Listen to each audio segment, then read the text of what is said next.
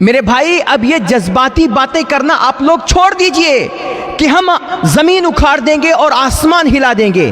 یہ سڑکوں پہ اتر کر کے احتجاج کرنے اور نعرہ بازی کرنے اور صرف ہو ہلا کرنے سے آپ کا کوئی بھلا ہونے والا نہیں ہے.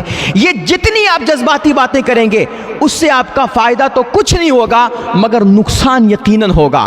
اس سے آپ کے جو پلرز کھڑے بھی ہیں نا وہ بھی ہل جائیں گے. اس سے آپ کا کوئی فائدہ ہونے والا نہیں ہے.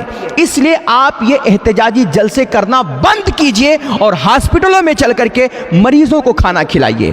آپ لنگر لگائیے, اپنے بزرگوں اور اسلاف کے نام پر جگہ جگہ سبیلیں لگائیے.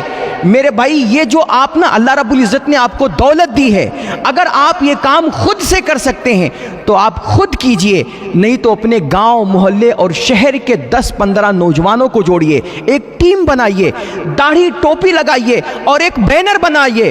باقاعدہ اپنی پوری شناخت اور اپنی پوری پہچان کے ساتھ آپ سڑکوں پہ نکلیے, ہاسپٹلوں میں جائیے اور جہاں بھی کوئی اللہ کا بندہ, کیا ہندو ہو کیا مسلمان, آپ بھوکوں کو کھانا کھلائیے, پیاسوں کو پانی پلائیے اور اللہ کے بندوں کی خدمت کیجئے.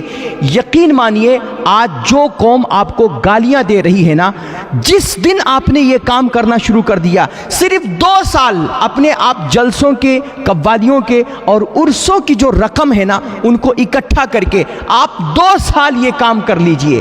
میں پوری گارنٹی کے ساتھ کہتا ہوں 2 سال کے اندر یہ قوم جو آپ کو گالیاں دیتی ہے کل یہی آپ کے سامنے آ کر کے ہاتھ جوڑ کر کے کھڑی ہوگی اور اس کو کہنا پڑے گا کہ صرف میرا بھارت ہی مہان نہیں ہے بلکہ میرے بھارت کا مسلمان بھی بڑا مہان ہے.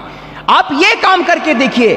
یہ احتجاجی جلسوں سے اور نعرہ بازیوں سے آپ نفرت کا خاتمہ نہیں کر سکتے ہیں, آپ کسی کا دل نہیں جیت سکتے ہیں. آپ اگر کسی قوم کا, کسی انسان کا دل جیتنا چاہتے ہیں نا تو صرف اور صرف محمد عربی کے اخلاق سے جیت سکتے ہیں, اپنے نبی علیہ الصلوۃ والتسلیم کے بتائی ہوئی سیرت پاک سے جیت سکتے ہیں.